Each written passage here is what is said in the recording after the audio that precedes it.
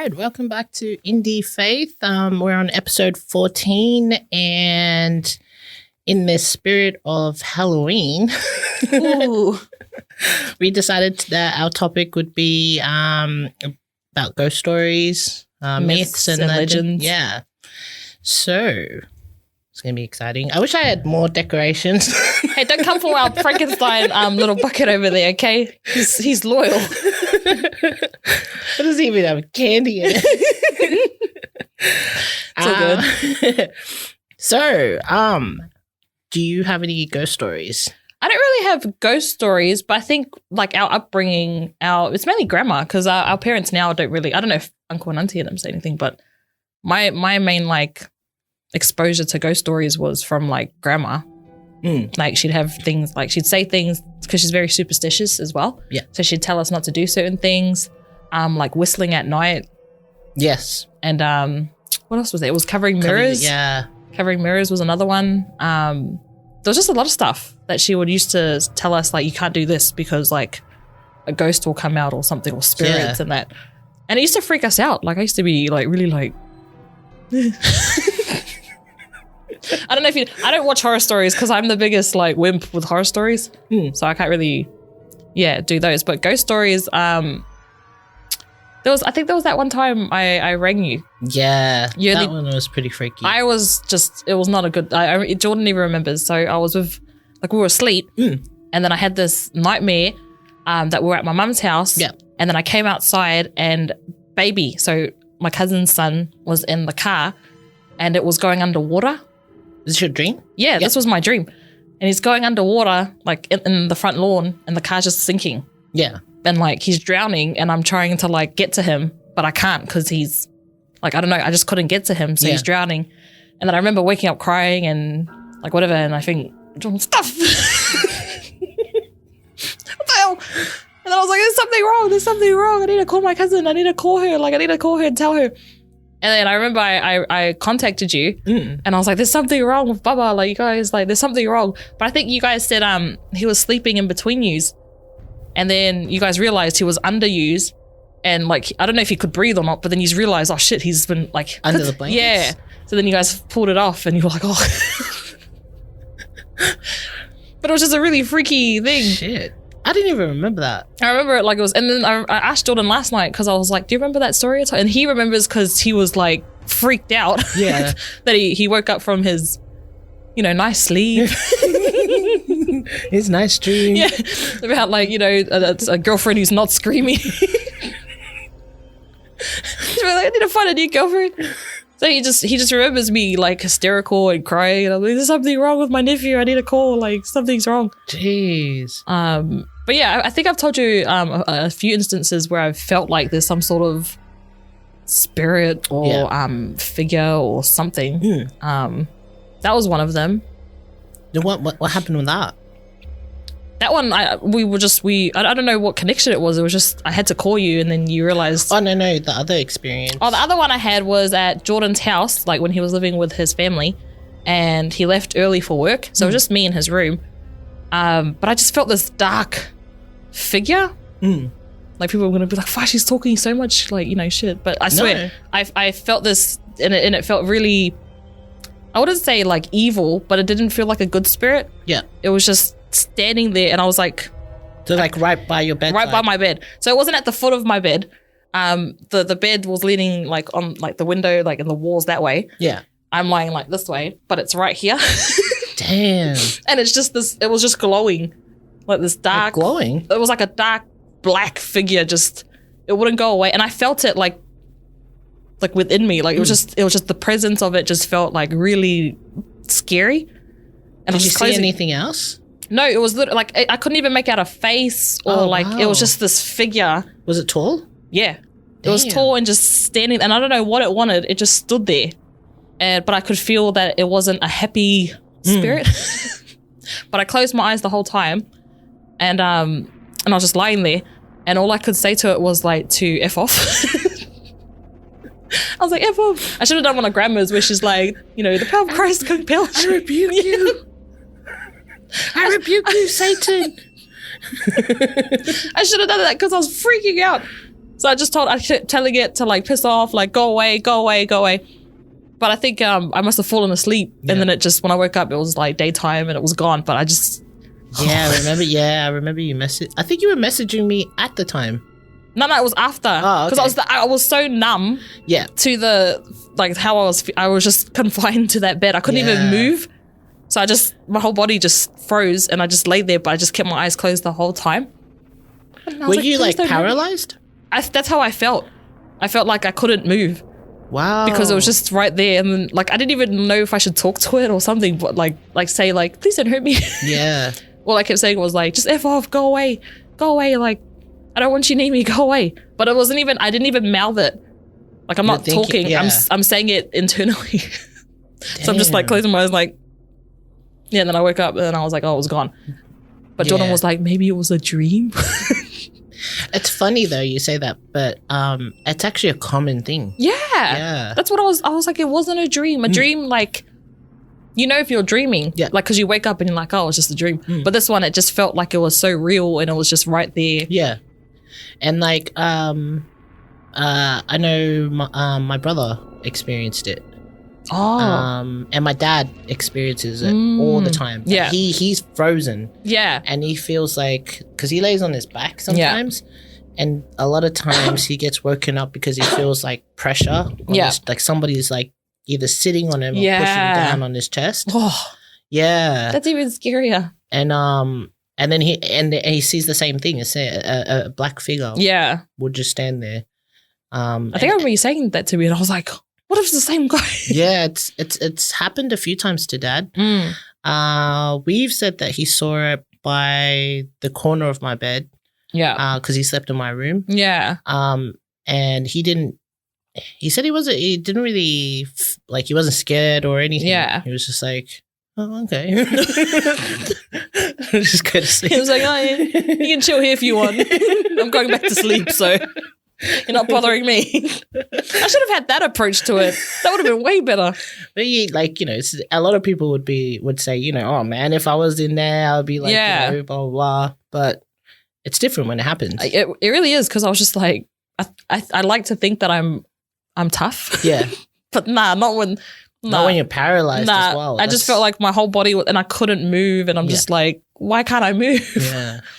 Well, we've was telling me that he doesn't always see something, but he always experiences like sleep paralysis. Like he's awake, but he can't move. Oh, that's so freaky. Yeah, and he like you can see the room and everything, but it's it's like he just can't move. He's frozen. Yeah, it's really for me. It is scary because I'm like, we live in a world where it's portrayed as it's a scary thing. Yeah. So that's why I think my level of fear is because of that. Yeah. It's like fear of the unknown. Yeah, kind of exactly. And because I think when we were younger, we used to feel certain things around us. Yeah. Like I think I did, like, when people pass away and I sort of feel them around and I'm just like, but then other people are just like, oh, you're just, And they say like kids are more like susceptible to like, seeing spiritual things or something like that. But they say like when they have imaginary friends, it could be like a spirit or something. And I'm like, who are you talking to? There was a time when I went over to my in-laws and I think Brody was about 2 or 3. He was playing by the stairs in like at their place, and we were in the kitchen. And all of a sudden, he just came sprinting into the kitchen. And because they had like couch in the little area there by the kitchen. Yeah. And he came and he just like tucked himself behind the couch. And he was just like so scared. He wasn't crying, but you can see fear, just straight fear in his face. And then when I asked him, like, and the kids, they can't really explain. And he's like, scary, scary. And then he kept pointing to where the stairs were. Oh my gosh. And then Rob's family, because they kind of believe in those things. Yeah. They say, oh yeah, it's usually around that area that spirits like just walk past or something. Oh my gosh. I was like, what? I've been here how many? Been over 9 years. Why is this the first I'm hearing of this? We're leaving. But yeah, it's at that age he always avoided that spot. Sometimes he'll play because there's a Rob's mom created like a little. That's where she puts all the toys. Yeah. By those stairs. So when he plays there, sometimes he runs into the kitchen. Yeah. And then like, he's probably seen another one. Oh. So apparently she reckons that spot there, it's like some sort of gateway, okay. Things just keep walking past. Yeah. So yeah, and he's probably like she was saying that he's probably seen a few of them, but there's probably once in a blue moon that there's a bad one, and that's what scares him. Yeah. Yeah. Because sometimes he's all right there. Yeah. And then sometimes he's just staring up at the stairs, and I'm like, oh, what are you looking at? Yeah. He's like, I see dead people. He's like, oh. Yeah. But the most common thing that I've heard is the Hat Man. What's the Hat Man? So it's this exact same thing that you were describing. Yeah. Only they say that this figure is 7 feet tall. Oh my God. And wears a hat. You always know, like you can see by the silhouette that they're wearing a hat. Okay. And some of them say it's like they see like glowing red eyes. Yeah. Oh. And it's common around the world. Like around the world. Like people around the world have seen this I haven't seen the Hat Man. figure. Yeah. To be fair, I had my eyes closed, so maybe. Because Mom said she saw the same thing as well. She was laying on her bed, and she looked. I think it was dark because my dad was working night shift, and she looked over at the door, and she saw a figure in the doorway, and it had the same thing, a hat. Oh my gosh! And then she thought it was my dad because she thought my dad came home that time. And then, so she didn't think nothing of it until she looked at the time, and it wasn't like my dad's still at work. Oh my gosh. Yeah. So, that's pretty freaky though. Yeah. I've never experienced anything. But I feel like you enjoy, like, you like these sorts of, like stories and myths and legends and history and things like you. I've always been fascinated by it. But I wouldn't want to experience it. Like, I'm not going to pretend to act brave or anything. Yeah, nah. But actually, was it last year or 2 years? 2 years ago, when I was living with Mom and them, my little sister, Daisy, she, so we had the kitchen dining area, and then there's a sliding door to the backyard. And then at the back of the house is a granny flat where my mom and dad, they stay. And so in front of the granny flat, like there's a little, like, what would you call that? Like an open area. Yeah. Yeah. And she was in the kitchen, and all of a sudden she just broke down crying. Oh my gosh. And then my other sister came up and she told me that Daisy's seeing something. And then I went up to Daisy and I was like, what's happening? And she was like, she was not hysterical, but she just like sobbing. Yeah. Oh, yeah. And she was like, she was trembling. Yeah. And then I asked her what's wrong? What's happening? And then she kept pointing outside. Yeah. And it was like through the sliding door, you can see where, that open area is in front of the granny flat. Yeah. And behind there is like a brick wall kind of thing.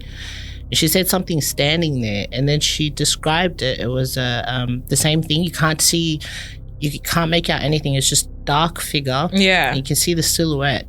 And she said a hat and red eyes. Oh my gosh. And because I had already like sort of looked that up beforehand. So I was like, I know like it's a real thing. Yeah. That people see this thing. Yeah. And then with the way she described it, and she's never ever seen it, like heard of it before. Yeah. But the way she described it, I was like, oh shit. Oh my gosh. So I was like, and I told Rob because it's like, but Rob's very like, he's so scared of these things like that. So he was freaking out as well. Yeah. But he's also heard of the Hat Man before as well, and just hearing that Daisy's describing exactly what we heard of, and then we were all like kind of freaking out.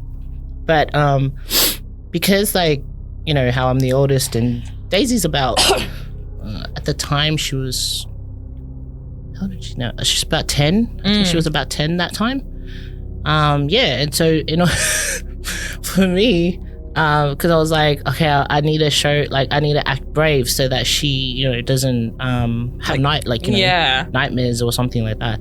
So I said, is it still there? And she goes, it's standing right there. Oh my gosh. And then she said it's like, because it's so tall as well, so it's like you can, even though he was behind the wall, but like, so behind the wall, if an average person was to stand behind that wall, the wall would come up to like here. But it was that tall. It was like above the wall. Like taller than the wall. And she said it was looking directly into the house, like at her. Oh my gosh. So I was like, okay, look, there's not like, you know, all you have to do is, you know, like, because we're Christians, I was like, just, you know, pray to Jesus to protect you and all that. And I was like, look, I'll go outside. So I went outside and I went to go sit down, you know, where we smoke in that open area. So I was like, I was lighting a cigarette and then I was just like trying to act all brave and shit. You're like, and I was like, and they were both looking at me. And then anyway, so I was like lighting up a cigarette, but I didn't feel anything. But just the fact that, you know, she told me that there's something there. So I was like at the same time like praying in my head as well. I rebuke you. And then so I was smoking, and then when I looked over into the house, she was now like almost hysterical. Like I can't hear her, but I can see her through the glass door, and she was freaking out. And then anyway, so I finished off my smoke because I was like, what the hell is wrong now? And then I went up to Daisy and I said, what happened now? And then she goes, it got closer and it was standing right by you. Oh my gosh. I was like, yeah, okay, let's go in the room now. Happy movies? Play school. Oh man. Yeah, so I was like, it was a pretty freaky experience. Yeah, it would be. Especially because you're trying to be the brave big sister, but you're also like shitting yourself. You're just like, oh my gosh, I'm gonna die. No, it was just like I wasn't trying to think about it. But I was more focused on Daisy because she's so little, and I didn't want her to feel, you know, sort of traumatized. Scared, especially when it was so close to bedtime. She's never gonna go to sleep. And then at the same time as well, like, you know, I have my baby there too. So I was like, I don't want anything sort of manifesting in the house. So I was like, trying to sit out there, trying to like, you know, in my mind, trying to sort of like, you know, push it away. And then and then she was like, it was standing right next to you. Oh my gosh. Well, did it do anything? See, I'm all right. I'm okay. Sweat's just dripping down your face. Like, I'm just gonna go shower now because I just pissed my pants. Scary as you're brave, man. I would have been like, oh, okay, let me just send someone else to go sit there. Let's get one of your brothers to go sit out there. You're brave. Nah, yeah. Oh, props to you, cuz. We slept with the light on that night. And then anyway, so that was that. Recently, my sister-in-law told us she saw the same thing in the house this time. Oh my gosh. Yeah. She said she was laying in her bed and, you know, my brother was right next to her and they were all sleeping. And she said that she saw the same figure, but this time it looked like it was gliding into the room. Oh my gosh. And because she was facing the door, she'd just seen it glide into the room and then I think it went and stood by her bed. But what she was scared of was that Bella was her my 3-year-old niece. She was awake and she was crying, like she was standing up on her crib, like crying. Like she had seen the same thing that my in-law was, my sister-in-law was seeing. I was like, you have not told me the story before. Because this was like probably a year later. Oh my gosh. I was like, okay, so it made it into the house, all right. It's just making itself at home. But then Dad said the same thing as well in that same house, but they're in the granny flat. He saw it at the end of his bed. Okay. Yeah, so I wonder what it wants. Like, it doesn't do anything. Maybe just like lonely and it just like needs friends or something. I have no idea, but I've never seen anything. But yeah, a few people in my family seen it. But yeah, that's nice. Yeah. But I try not to sort of think about it as well, or try not to be scared of it when I do hear it, because I feel like if you are sort of scared of it, or you're just like feeding into it. Yeah, you're attracting it, so then you're more likely to see it. So I'm like, I'm all right. I'm all right not to see it. But yeah, the Hat Man, apparently that's very common. I legit haven't heard of that, but I've heard like figures and stuff and like red eyes of things, but I didn't know there was one like it's called a Hat Man. Yeah. Well, that was If you're around, can you just if you've actually seen one, seen the same thing, message us. Or your own experience with like the supernatural, I suppose. You're just like, yeah. Have you heard of like any other ghost stories or myths or? The only one I heard, and this is from my in-laws. So my nan and them, well, not mine, but my partner's nan and granddad, they were in New Zealand. And I can't remember what the reason why they went. I'm not sure if it was a funeral or something, but they went. And they have these like guardians, like at the front of, like it's somewhere like around there. Like I don't know if it's on their land or somewhere. But I think they had an argument, like a little, argument between each other, that this guardian like scared the crap out of granddad. Oh. And because it protects the family, like what was the guardian? Was it like a statue or? It's the guardian is like this, I think it's like a bird or something. It's like this tall little this figure that they have. Even Jordan tells me that it used to scare the crap out of him that it was even there. Is it like a pet or is it? No, it's actual. I don't know if it's made out of like wood or something. Oh, but it's like a figure that's just standing out there.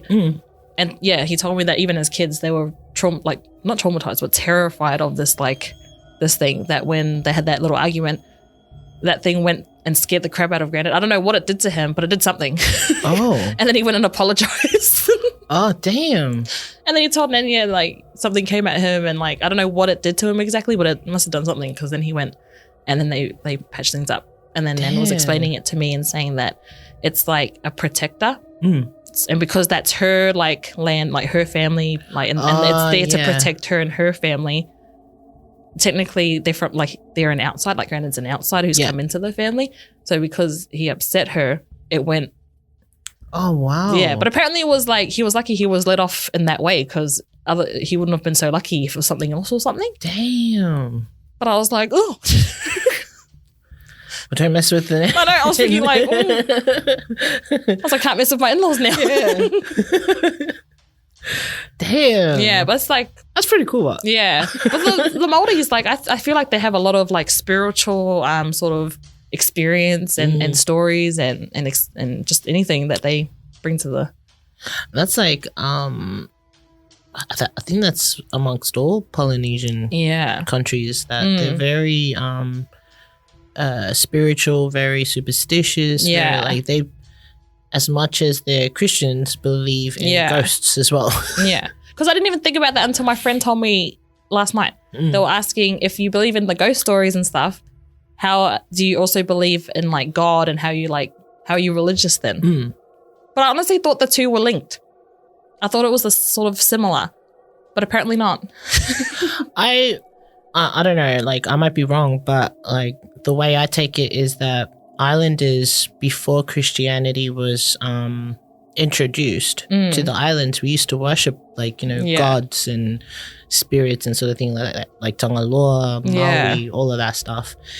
And a lot of us believed that these gods roamed the land. So they roamed the island. They would walk amongst humans. Yeah. Just like, ghosts, or like what we call ghosts and spirits and stuff like that. Back then they were gods. And so and they also, were very protective of certain things. So if anybody crossed it, you'd be punished. Yeah.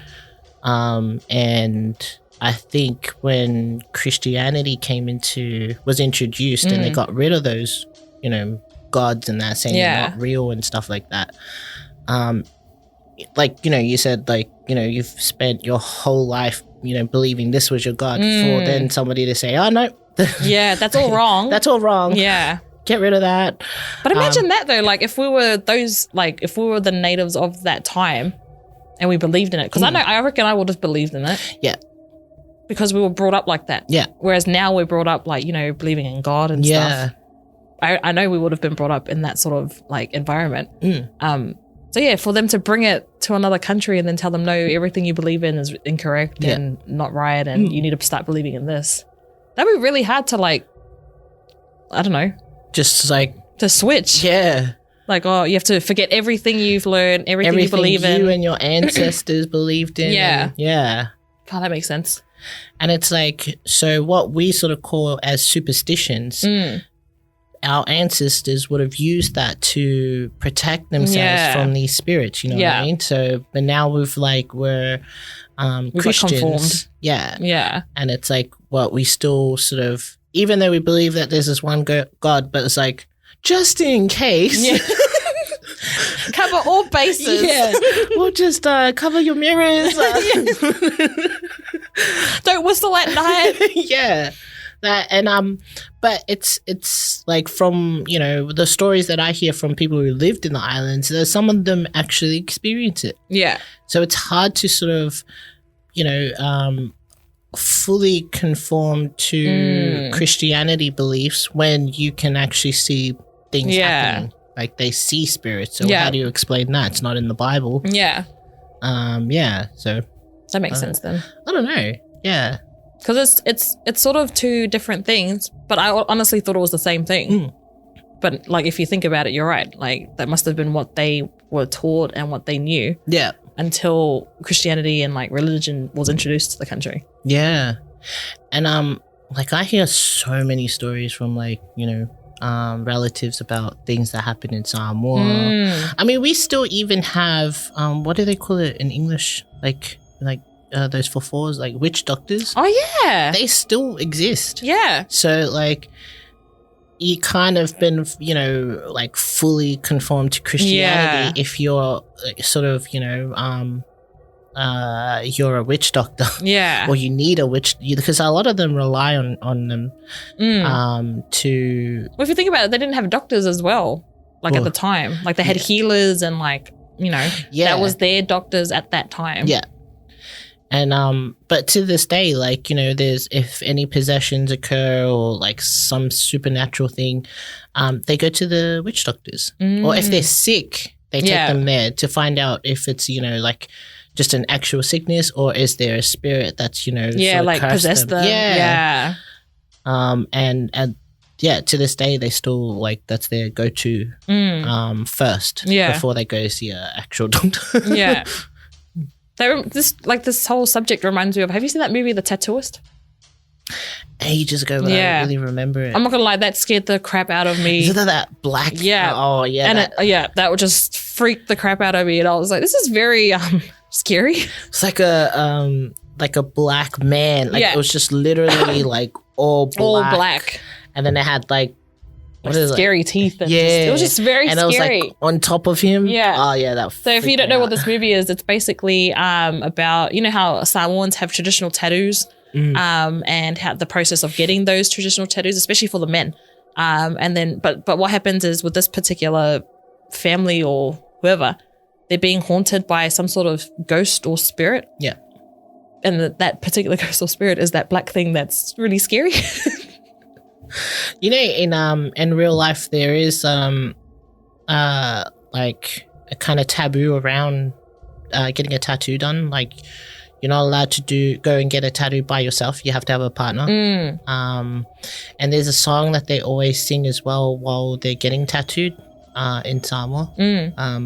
But yeah, I didn't know that. I was told that you always have to go as an even number. You can't have like an odd, like three of you can't go or one of you can't go. You have to have someone that's partnered because legend has it, the ones that introduced tattoos to Samoa was the twins.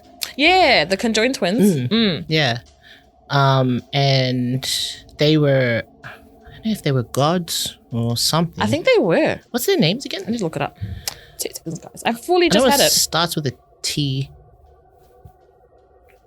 Yeah, so anyway, these two twin females swam to Fiji, and it was there where they learned the art of tattooing. So they brought, I might be wrong, correct me if I'm wrong, but they were told that when they reached Samoa, like the tattoo that they learned were for women.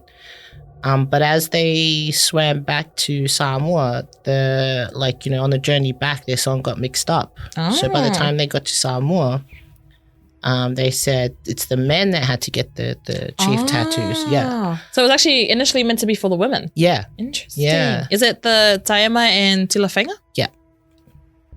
Yeah. What a cool story. And so I think so now you get the men with the tattoos and yeah. But I don't know if that might be why like people are realizing it, and then that's why, women get the malu now or something. I don't know. Well, I love seeing how husband and wives go and get it done together. Yeah. Like that. I think that's really, really beautiful to see. But you're right. I've actually never seen someone do it by themselves. Yeah. They've always done it with somebody else with them. Yeah. Because apparently I was told that there have been a few people that, go in and they want to do it themselves. And even the tattooist will warn them. And they will say, that you're not allowed to. You have to have a partner. Yeah. But some of them are just, I don't want it done. So they'll do it, but they're like, hey, I want you. And then something bad always happens to that person. Oh, that's scary. Yeah. So some of them die. Oh my gosh. Some of them have some pretty serious illnesses and stuff like that. But yeah. That's why they try, especially, I don't know about because now they're starting to use the Western needles, but the traditional one, you're not allowed. That's fair. For me, I think you shouldn't break those sorts of traditions anyway. Yeah. Like, it's why? Like, why would you do that? Like, you should leave things the way they're supposed to be. Yeah. Yeah. There's quite a few, I want to say ghost stories, because I tried looking up ghost stories in islands, but I don't. Yeah. But they're always under gods and goddesses or myths and legends. Yeah. But there's nothing about ghost stories, so to speak. Yeah. But I think they're linked anyway. Pretty much. I watched this one. There was I was like, I forgot what it's called. Ghost Hunters or something like that in America. Of course you watched that. You might have thinking, this is not news to me. I love that stuff. She really does. Anyway, so they went to these paranormal investigators went to America Samoa, and they went to the school, Aotearoa Girls School. So apparently it was a totally abandoned school, and you just see pretty much the land has taken over the school. Like there is bamboo vines and stuff growing in the school. Okay. Now. That's how old it is, and how it's never been occupied. But back in the day, it was a girls' school, and I don't know why, but it was always haunted by some spirits. So they were saying that there were four main things that people said that they've seen in that school. One was that it was haunted by some old chief Tuiatua. Okay. But I'm not too sure, because some people say that he was a god. Some people say it's just a ghost of a chief. Yeah. Or something like that. And then there's another one, Tane, spirit of the land. They also say that sometimes they see a spirit of a Fijian woman that they'll just randomly see a Fijian woman practicing voodoo. Oh, jeez. Like a spirit of a Fijian. Yeah. The other one is sometimes outside they would see apparitions of with red and green faces. Like red or green faces. Yeah. I'm just not going to sleep tonight. But anyway, so girls that used to go to that school in the 1950s, some of them they were able to interview them. Oh man. Yeah, it was pretty cool. And they said that a lot of girls died from possession at that school. So behind the school, you see a graveyard. Yeah. They die at the school. And did they close the school after that?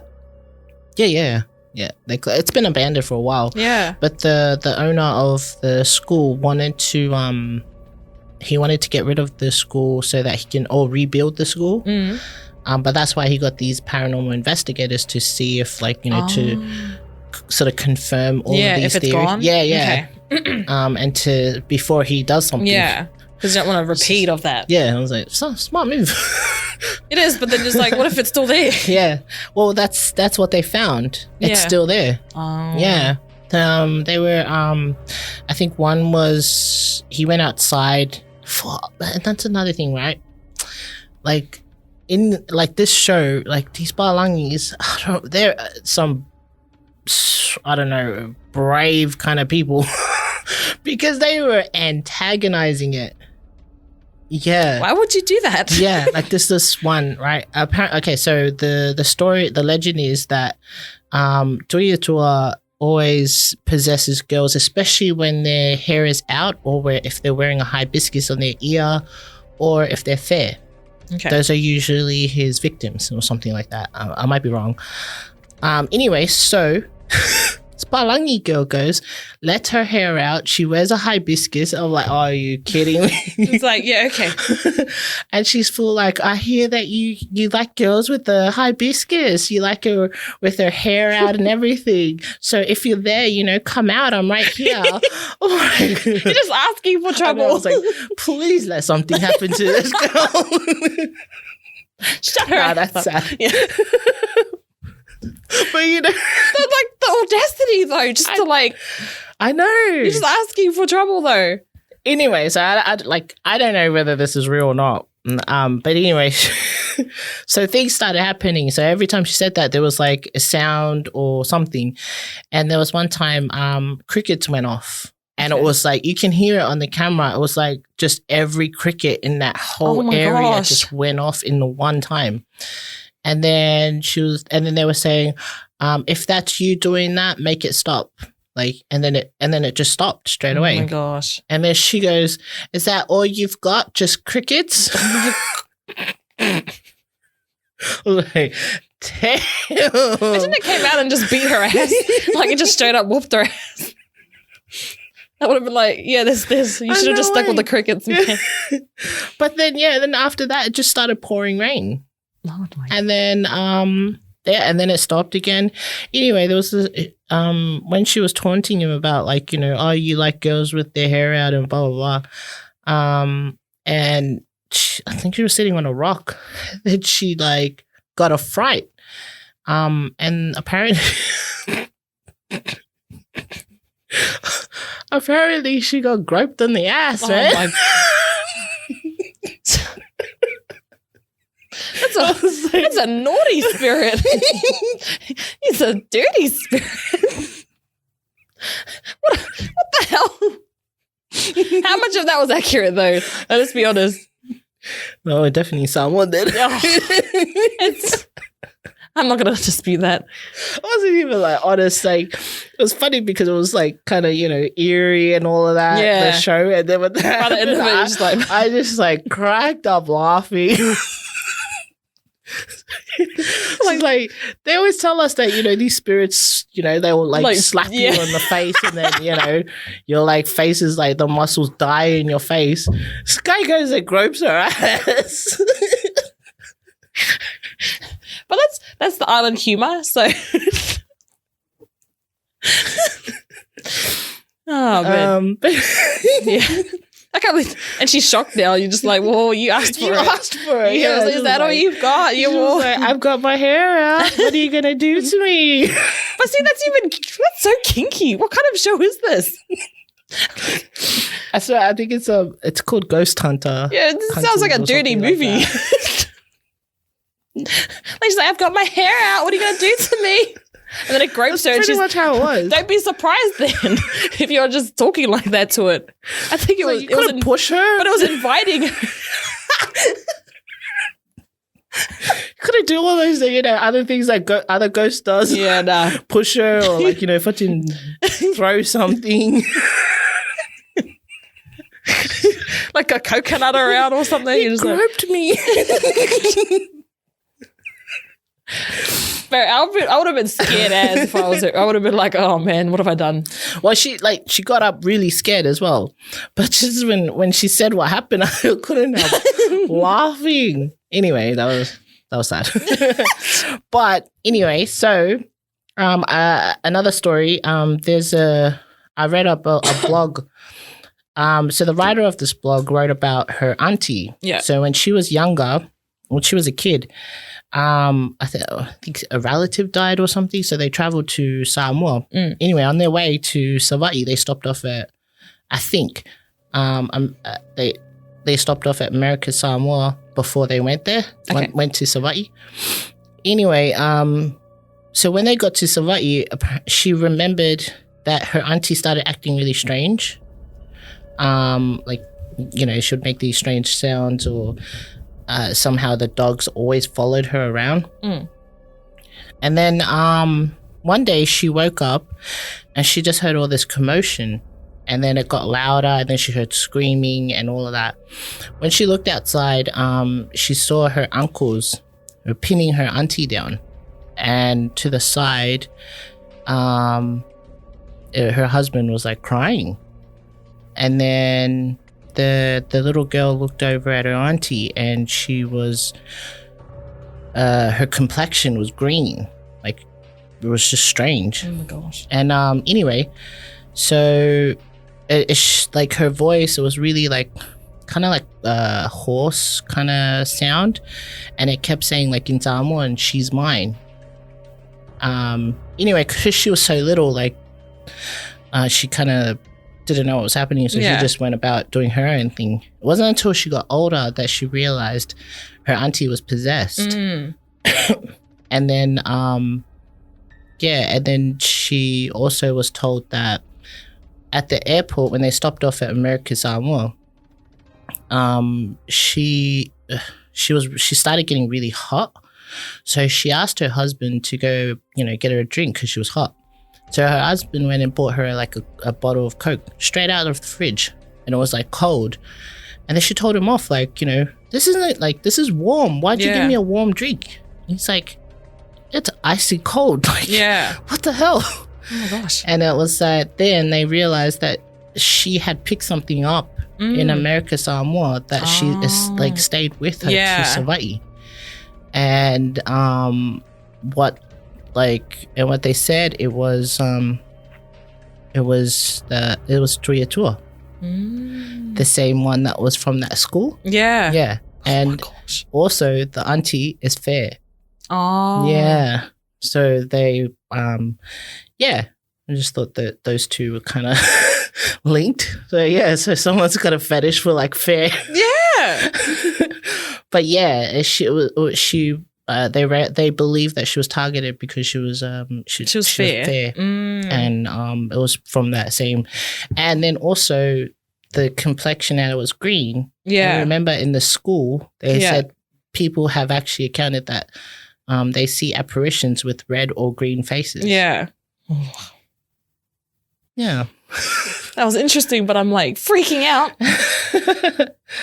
But so that's all I've got for. Well, there's heaps for Samoa. There's a lot. I reckon there's heaps that even other commenters will tell us. They'll be like, "Oh, I've had experience with other stuff," but there's so many stories. Yeah. What do I have? A few Hawaiian urban legends. So there's one Mujina, I think. Mujina is I don't know if this is the one that's from Japan. So apparently there was when the Japanese took over Hawaii, they brought with them some spirit. Okay. And it's a shapeshifter spirit, so it can change into any form. Yeah.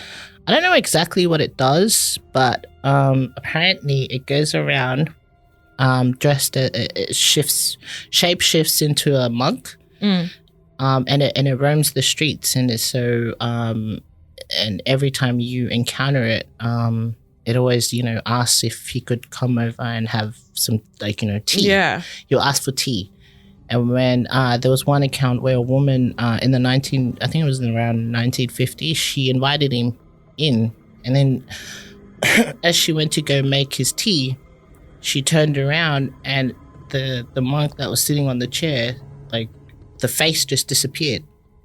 Like there was no face there.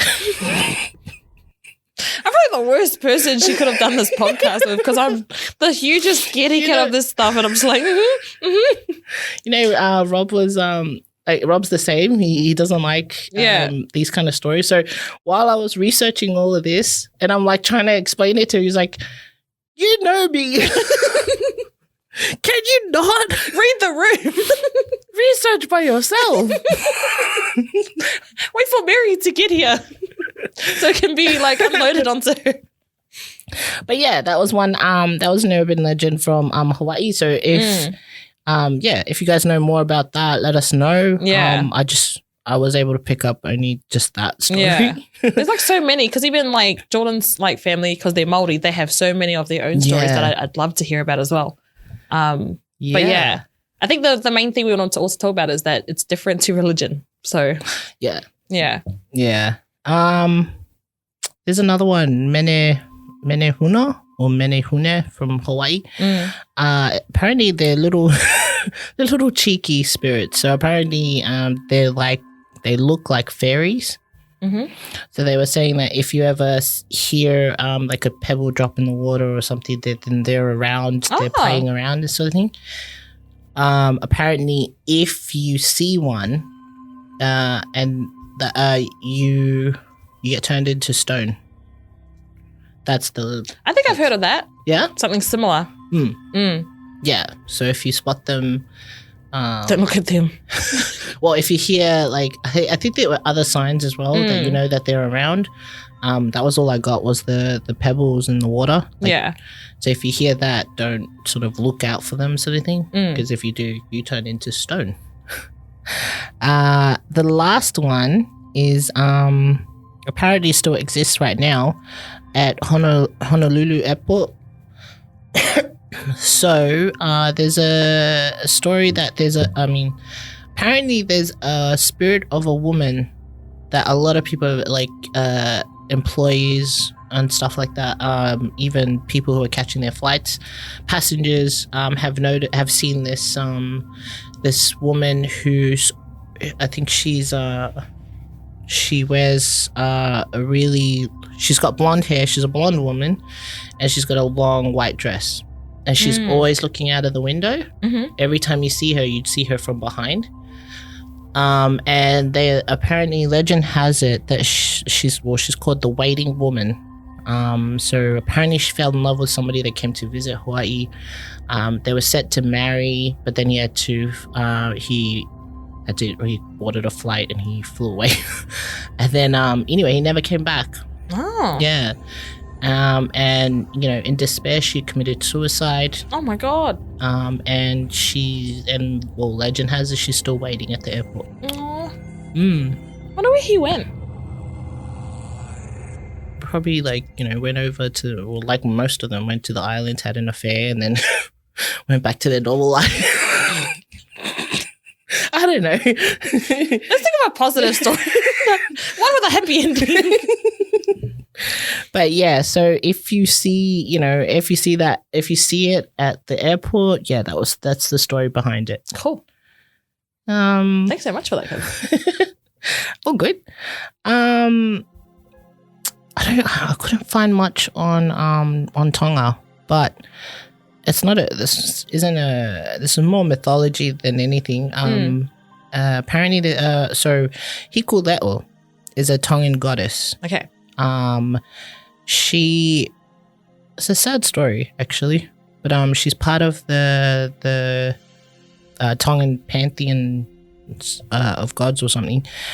Anyway, so her parents are they're pretty much primordial energy that gave birth to her, and then to two others, but she was like the golden child kind of thing.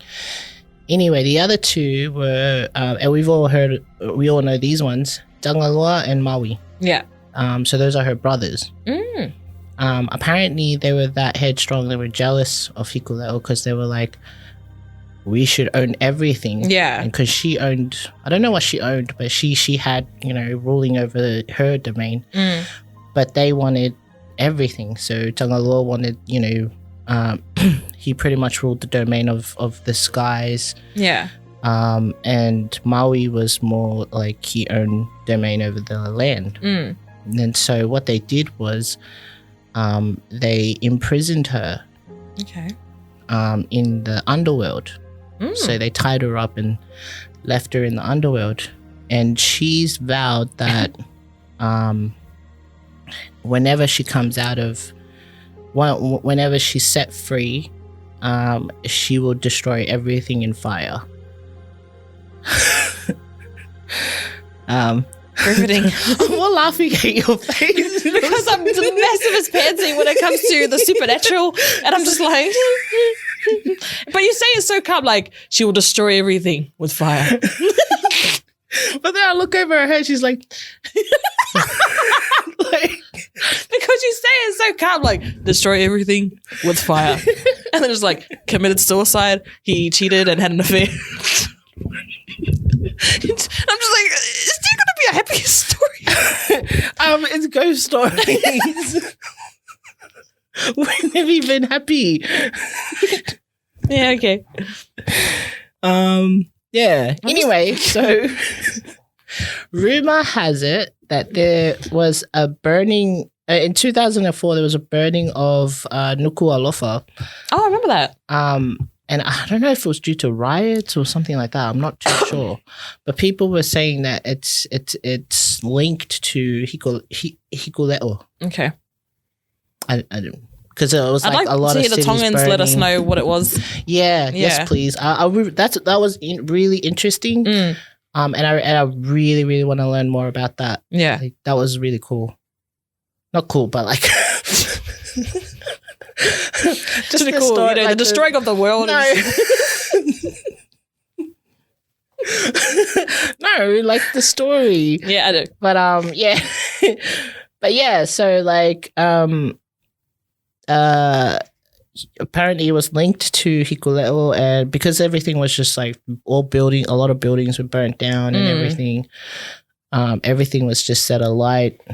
I think it was due to a riot or something like that. But yeah, they linked it to the wrath of Hikuleo. Yeah. All right, moving on to what? No, because you're like, all right, moving on to the next scary story. Come on down. All right, so actually this one's I don't know. She went, this one's this one is Fiji. As a taboo story. So apparently there's I don't know if it still exists or there was a curse on some land. I'm not too sure where. Anyway, the story is that there was the guy that owns the land and owns the plantation. His name was Turanga. Anyway, he had a dream, and in this dream, he was walking along a path on his land, and then he saw a small, strange old man, kind of like he looked like a dwarf. And then he asked him, like, why are you trespassing on my land? And then the dwarf replied that he wasn't trespassing because he owns the land. And then he said, no, the plantation belongs to me and my family and always has been. And then he said, and then the dwarf replied, no, the plantation belongs to me and always have been. Don't you know who I am? And then the guy was like, no, I don't know who you are. And then the little old man was like, he was very sad when he heard that. And he said, I am Gunu? I might pronounce that wrong. I think I'm pronouncing that wrong. And he said, I've lived here for hundreds of years and all this land belongs to me. Then he asked, you are not cross with me for being on this land, are you? And then in which the Turanga replied, no, because he was like touched by it. He said, no, not if it's your home. And then so the little old man was very pleased by that response, that because he was so kind to him, he said, okay, I will help you work on your plantation. And in the future, if any of your workmen does him wrong, he will punish them. So even if it's like behind his back and he doesn't know, he'll punish them. And he goes that you will know who have wronged you by the swelling they'll get on their bodies. Okay. Anyway, so years later, he had all these workers working on his plantation, and then a few of his crops go missing. And then, later on, someone comes, this man had pretty much his whole cheeks swollen to the point he couldn't talk. Oh my gosh. And then somebody said, I think you have been cursed. You need to go and apologize to Turanga. Yeah. As soon as he apologized, it went away. Mm. And then it kept happening where things would go missing, and then people would go up to him and they'd apologize, and then it'd go away, whatever the swelling. Apparently one guy, so this dwarf, I think he lives in in a Eevee nut tree in his, on the land. And this guy must have, he'd fallen asleep, but he set fire to the tree. And then, he pretty much set fire to the dwarf's home. And then the next day, he was covered in swelling. His whole body just swelled up. And it was he couldn't sleep, he couldn't do nothing. He was just in excruciating pain. Why would you do that, though? Yeah. You already know he curses people. Yeah. So you go and set his house on fire. No one knew about the curse. Oh, yeah. Okay. Just the Turanga. Okay. Yeah. Because if they had known, I don't think they would do it. Yeah. But true. yeah. But yeah. So that's apparently I don't know if it's still the same, but it's cursed land. Mm. So you can't, anytime you do ill will to anything in the land or to the owner, you get swelling. So don't do anything to the land, guys. Okay, the last one I have is from the Cook Islands. There's a story about Ta'akura. The reason why I left this to last is because I'll explain more later, but there's a linkage. So this one, Ta'akura was, I don't know if I'm pronouncing that right either. So she's an extremely beautiful red-haired maiden, and she lived in Rarotonga. She was so in love with her warrior boyfriend, but one day she discovered he had an affair. Mm. And so she vowed, as we all do when we're pissed off. Yeah. She vowed to destroy him and other Rarotonga men. Oh gosh. I wouldn't have destroyed them, but just that one guy. Yeah. But nah, she was that pissed off. She said, you know what? I hate you all men. Anyway, so she committed suicide. And at nighttime, her spirit would come out and would sit by a rock, on a rock by the main road near a cliff.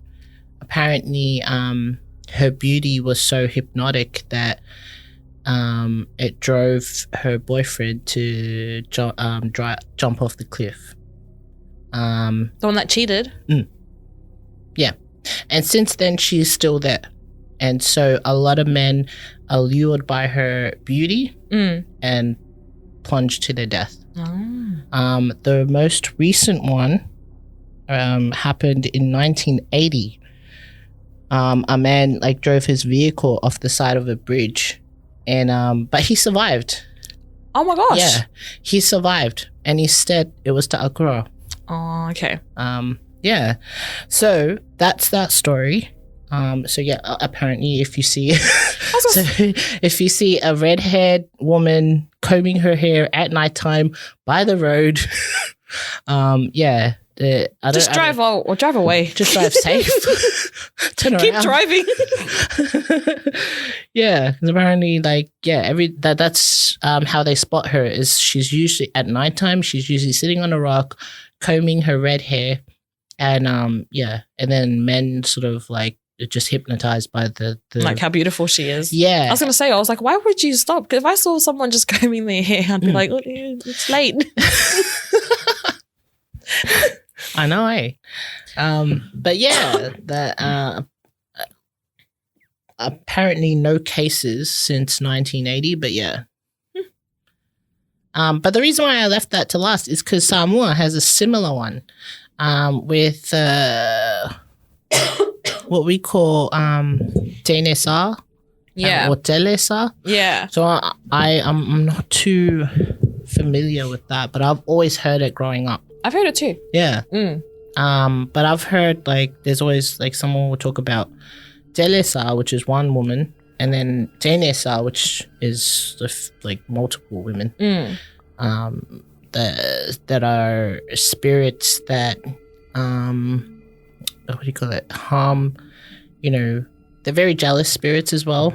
And they harm women who have their hair out at nighttime, or what's the other one? I thought it was that. Like if they're swimming in the water with their hair out. Yeah, or if you're combing your hair at nighttime in front of a mirror. Yeah. Yeah. You're usually like, I don't know if you die or you'll be seriously injured. Well, I told Jordan that last night, and he was like, "What if mirrors weren't invented then?" Like, and I was like, "The water reflection." Yeah. So apparently they also have a what you call it, an effect on men too, just like Ta'akura. They're that beautiful. Tennis are that beautiful that they can also, they have a like hypnotic kind of beauty that lures men too as well. See, I can't blame them. So yeah. And some of the stories that I hear is they lure them to jump off a cliff. They shouldn't do that, but but they lure men to plunge to their deaths. Yeah, I think just don't cheat on the girls, okay? But it's not that. I but I don't. I've heard that it's just they just lure men, like people just like men are. They do, but see, they also attack girls too. So.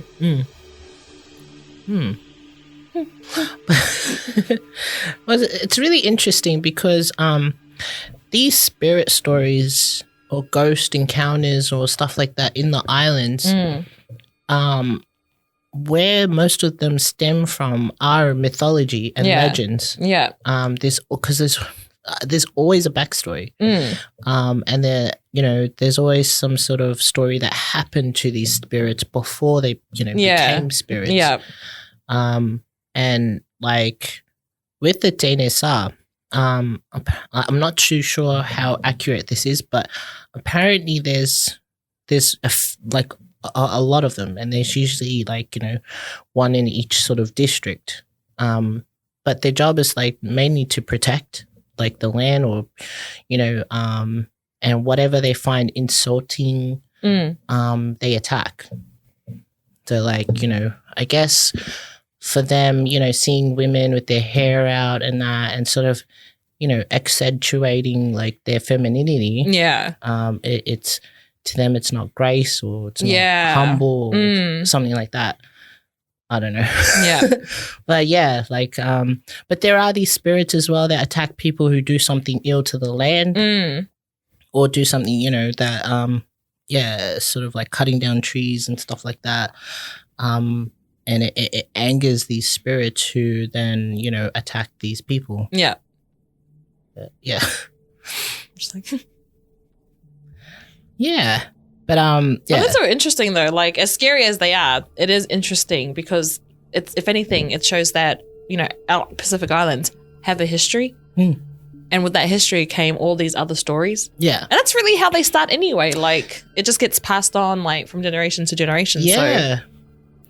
So. We'll probably talk about it in another episode, but yes, I think a lot of these ghost stories especially in the islands, are linked to old mythology. I don't know if the ghosts are spirits. I mean, if the ghosts or these spirits that are roaming the lands are these old ancient ghosts that, you know, our ancestors used to worship and, you know, but somehow, you know, it was something that was so big in our, you know, like culture. Yeah.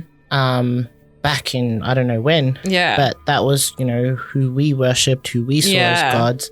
And there was a reason for it, you know what I mean? And it must have been something, because they couldn't have just made it up, because it's still, to that day, coming to now, it's carried on. Yeah. And the fact that it's so common amongst all Polynesian islands, like, you know, having the same Tangaloa, having Maui, having, you know, all these other gods, some of them, like, you know, have different names, but they all do the same thing. It's and a lot of them are also like, you know, animal spirits and stuff like that.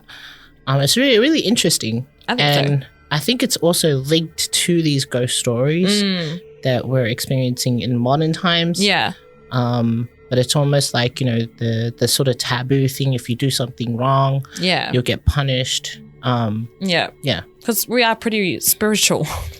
But I guess that it also explains, like, to your friend as well, like, their question is, you know, how are we Christians still believing, like, in ghost stories? I think it's deep rooted into our culture, these old mythologies and legends, that it hasn't gone. And, you know, like you said, to cover all bases, we still, like, you know, stick to those superstitions, and just in case, you know, we don't want, like, you know, like now a lot of people, I've noticed that, you know, like if somebody's ill in Samoa, like there was one that, you know, something happened to her leg or something like that. Anyway, it had to be amputated.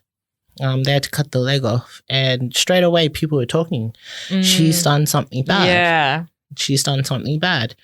And apparently, it started off with the foot, and then just kept getting higher and higher, that they had to chop off, like the whatever cancer it was that was inside. It just kept spreading, and they kept begging her, you need to confess, you know, you need to apologize to whatever spirit that you've angered. And she never did anything. She didn't. So by the time she confessed, they actually cut up right up to her hip. And if she hadn't, she would have died. But yeah, she came out, and I can't remember what it was that she did. But she did some ill will somewhere and angered the spirit, and that's what happened. So as soon as she apologized and confessed, it stopped. And she's still alive with just one leg. Jeez. But yeah. That's all I have. No, thanks, cuz. Like that was really awesome. Because, like I said, as much as I'm a wimp, like, those are really great stories.